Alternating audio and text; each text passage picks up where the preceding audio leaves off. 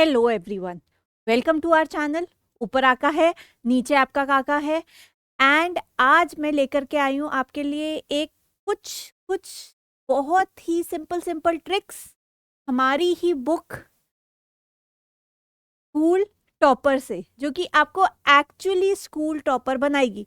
तो ये बुक्स आपके लिए अवेलेबल है। कहाँ अवेलेबल है वो मैं आपको बताऊंगी, तो इसके लिए बने रहिए आप वीडियो के एंड तक। तो अब बहुत टेंशन हो रही है, टेंटेटिव डेट आ गई है बोर्ड्स की, बट ये समझ में बिल्कुल भी नहीं आ रहा है कि बोर्ड का पेपर कैसे लिखे। तो आप लोगों को बिल्कुल टेंशन लेने की ज़रूरत नहीं है। मैं हूँ यहाँ पर आपको बताने के लिए कि आपको अपना बोर्ड का पेपर कैसे लिखना है, जिससे आप ज़्यादा से ज़्यादा नंबर स्कोर कर सकते। तो let's start with the video. तो देखो हमको क्या करना है। मैंने यहाँ पहली चीज लिखी है कि जब आपके पास आपका बोर्ड का पेपर आएगा तो आपको टाइम दिया जाएगा कि चेक द पेपर, कोई क्वेश्चन मिसिंग तो नहीं है, कुछ दिक्कत तो नहीं है, जो कि बाद में नहीं वेरीफाई या रेक्टिफाई होगा। तो उस टाइम को आपको यूटिलाइज करना है। आपको क्या करना है, पूरा पेपर थरोली रीड करना है और उन क्वेश्चंस को टिक करना है जो आपको बहुत अच्छे से आते हैं। तो जो क्वेश्चन आपको बहुत अच्छे से आते हैं उनको सबसे पहले अटेम्प्ट कर लो। उससे क्या होगा कि एक टीचर का माइंड सेट हो जाएगा कि जब वो सारे क्वेश्चंस देखेगी, स्टार्टिंग के क्वेश्चन में सब में करेक्ट करेक्ट करेक्ट और फुल मार्क्स मिलते जाएंगे, तो उनको ये समझ में आएगा कि हाँ, बच्चे को बहुत अच्छे से अपना सब्जेक्ट आता है। तो बाद के क्वेश्चंस में जहां पर आपको नहीं आता, जहां पर आपको लग रहा था आपके ज्यादा मार्क्स कटेंगे, तो टीचर्स क्या करते हैं कि उसमें कम मार्क्स काटते हैं, क्योंकि उनको आइडिया हो जाता है कि आपको आता है। और एक वाली चीज होती है ना, जब हम बोलते हैं कि यस बोलो या नो बोलो, और हम रैपिड फायर करते हैं, और अगर आप यस यस बोलते जाओ तो अगर 6-7 क्वेश्चन का आंसर अगर नो भी हो तो आपके मुंह से यस निकलता है। तो यही चीज टीचर के हाथ के साथ भी होगी। अगर वो टिक लगाता जाएगा तो नेक्स्ट क्वेश्चन अगर गलत भी है ना, तो वो टिक ही जाएगा और आपको मैक्सिमम नंबर उसमें मिल पाएंगे। ठीक है, तो यहाँ पर हमको क्या करना है, हम लिखते हुए चलते हैं। सबसे पहले हमको यहाँ कर क्या करना है, सेलेक्ट दी क्वेश्चंस। ठीक है, जो कि आपको बेस्ट आते हैं, जो कि आप सबसे पहले अटेम्प्ट करोगे। अब देखो, क्योंकि हम क्वेश्चन ऊपर नीचे अटेम्प्ट कर रहे हैं, तो हमको टीचर को बिल्कुल इरिटेट नहीं करना है। ठीक है, अब थोड़ा सा टीचर की मेंटालिटी समझो। होता क्या है कि एक टीचर के पास इतना बड़ा बंडल आ जाएगा, ठीक है, बोरिया भर के कॉपीज आ जाएगी। अब उनको बोला जाता है कि ये 1000 कॉपियां हैं भाई, हमको एक हफ्ते में सारी चेक करके देखो दे दो। तो सोचो उस टीचर की मेंटालिटी क्या होगी, वो किस तरीके से पेपर चेक करेगा।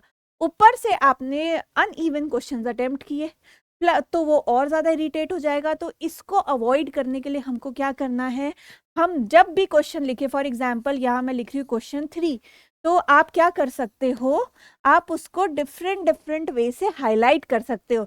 जैसे मैंने पेंसिल ली, इसके ऊपर डबल बॉक्स बना दिया, तो टीचर को दिखेगा क्लियरली हाँ ये क्वेश्चन है। या फिर आप इसके ऊपर डबल लाइन कर सकते हो, ठीक है, नहीं तो आप इसके ऊपर सर्कल बना सकते हो। Whichever means is feasible for you, या आपको जो समझ में आ रहा है to highlight a question number, वो आपको करना है। ठीक है, क्वेश्चन नंबर बहुत अच्छे से पॉपअप होना चाहिए, बोल्ड में दिखना चाहिए कि this is the question number, और यहां से नेक्स्ट क्वेश्चन हमारा स्टार्ट हो रहा है। ठीक है, नेक्स्ट चीज आप क्या करेंगे, अंडरलाइन द इंपॉर्टेंट कीवर्ड्स और फॉर्मूलाज। देखो, अगर साइंस का एग्जाम है, या फिर मैं बोलूं कि कोई और अदर देन लैंग्वेज एग्जाम है, जैसे कि इंग्लिश और हिंदी, संस्कृत, फ्रेंच, इन सबको छोड़ के जहां पर एक प्रॉपर स्कीमेटिक वे होता है जिसमें आपको लिखना पड़ता है। आपको पैराग्राफ लिखना है तो आपको पैराग्राफ लिखना पड़ेगा, आप उसमें चार्ट्स या शॉर्ट फॉर्म यूज नहीं कर सकते। बट जो पेपर आपको पता है कि डेफिनेशंस आएंगी जिसको आप पॉप अप कर सकते हो, ठीक है, जिसको आप प्रॉपर वे में लिख सकते हो और डिफरेंट वे में लिख सकते हो instead of writing in a paragraph, तो हम वो तरीका अपनाएंगे। ठीक है, तो हम क्या कर सकते हैं, फिजिक्स का अगर कोई फॉर्मूला आ गया तो हम क्या कर सकते हैं, उस फॉर्मूले को, फिजिक्स का फॉर्मूला, मैथ्स का फॉर्मूला, इस तरीके से बॉक्स बना के बॉक्स पे एनक्लोज कर सकते हैं। सोशल का पेपर आ गया, ठीक है, कुछ इंपॉर्टेंट डेट्स है, कुछ इंपॉर्टेंट सिटीज है, आप क्या करो, अपनी पेंसिल लो, उसको सिंगल अंडरलाइन या डबल अंडरलाइन कर दो, ठीक है। तो आपको अपने क्वेश्चन के जो मोस्ट इंपॉर्टेंट कीवर्ड्स है, जिसके ऊपर वो पूरा आंसर टिका हुआ है, वो कीवर्ड्स आपको अंडरलाइन करने। तो टीचर पूरा टेक्स्ट नहीं पढ़ेगा, वो सिर्फ वो कीवर्ड देखेगा, उसको समझ में आ जाएगा हाँ सही लिखा है, और आपको फुल नंबर मिलेंगे, ठीक है। नेक्स्ट चीज, राइट अ पिक्टोरियल आंसर। अब ये पिक्टोरियल आंसर क्या होता है, मैं आपको सिर्फ ऊपर से जिस्ट दे रही हूँ। ये पिक्टोरियल डायग्राम डिटेल में आंसर इसके अंदर बता रखा है।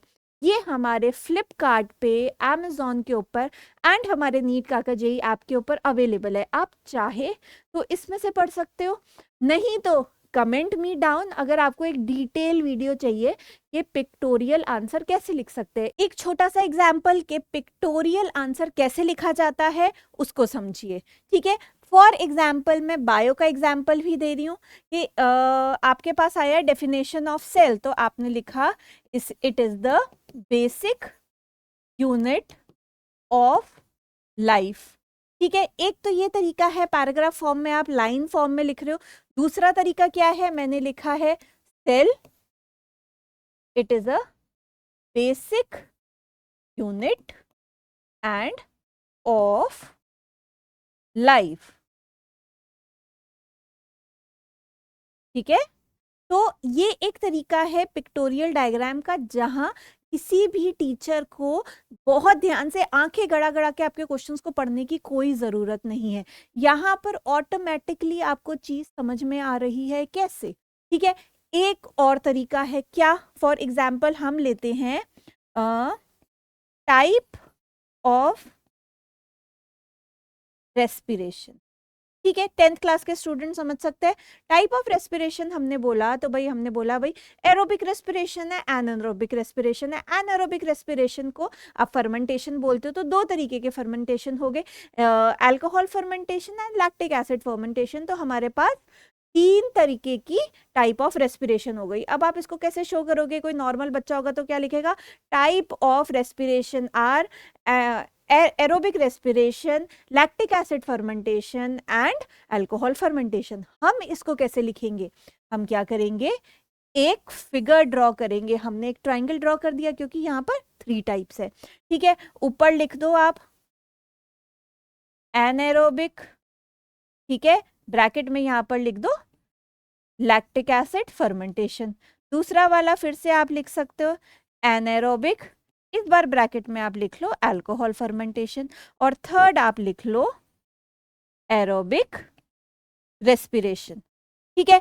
पूरी शीट ले लो, सेंटर में ये बड़ा सा बना लो, और हर एक के नीचे आप एक्सप्लेन भी कर सकते हो। तो इससे आपका जो क्वेश्चन है वो और अच्छा अपीयर करेगा। इस चीज को अगर आप डिटेल में समझना चाहते हो तो मुझे कमेंट डाउन करो, मैं एक डेडिकेटेड वीडियो आप लोगों के लिए बनाऊंगी कि कैसे पिक्टोरियल आंसर लिखा जाता है। तो इसके 6 तरीके हैं, वो तरीके मैं नेक्स्ट वीडियो में बताऊंगी अगर आपको चाहिए तो, ठीक है। तो नेक्स्ट हम क्या करेंगे, make table for differentiation type of question. अब आपके पास क्वेश्चन आ गया है कि differentiate between plant cell and animal cell, ठीक है। मैं बायोलॉजी का एग्जांपल ही लेकर के चल रही हूँ, इजी होता है सबको समझने के लिए। तो हमने बोला हमको लिखना है difference between plant cell and animal cell.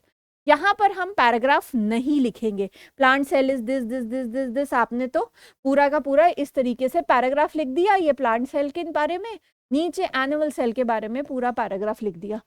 कोई भी इस पैराग्राफ को पढ़ने नहीं बैठा है बच्चों, हमको इसको सिंपल बनाना है। आप इसको सिंपल कैसे बनाओगे, पेन पेंसिल लो अपनी, एक टेबल ड्रॉ करो, बीच में सेपरेशन लाइन डालो, एक नहीं डबल डालो, ज्यादा अपीलिंग होता है, ज्यादा अच्छा दिखता है, ठीक है। यहाँ पर लिखो प्लांट सेल, उसको सेपरेट करो, एनिमल सेल उसको सेपरेट करो, यूज नंबर और बुलेट्स और whichever thing is easier for.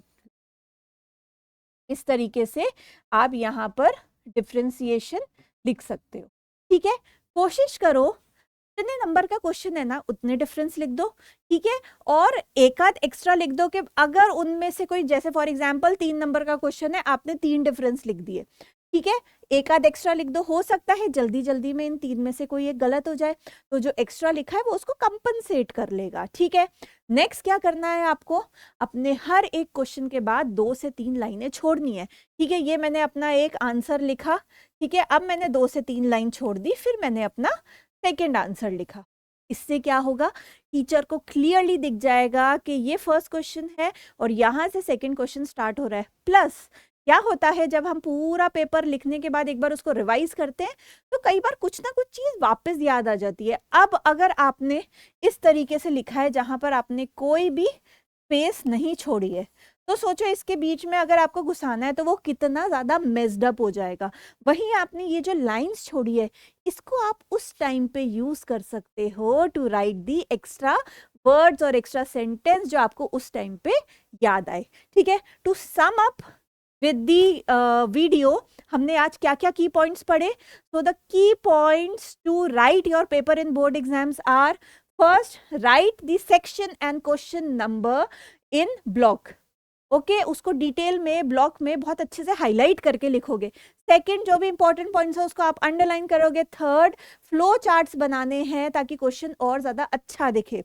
Next, make separation line, जब भी आप डिफरेंस वाला क्वेश्चन लिखोगे वहां टेबल बना के उसमें बीच में एक सेपरेशन लाइन तो देनी ही देनी है। और लास्ट में आप क्या करोगे, हर क्वेश्चन के बाद 2 से 3 लाइनें छोड़ दोगे।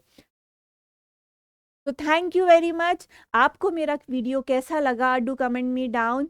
एंड अगर ऐसी ही और टिप्स एंड ट्रिक्स आपको जाननी है तो do buy our book School Topper. Thank you.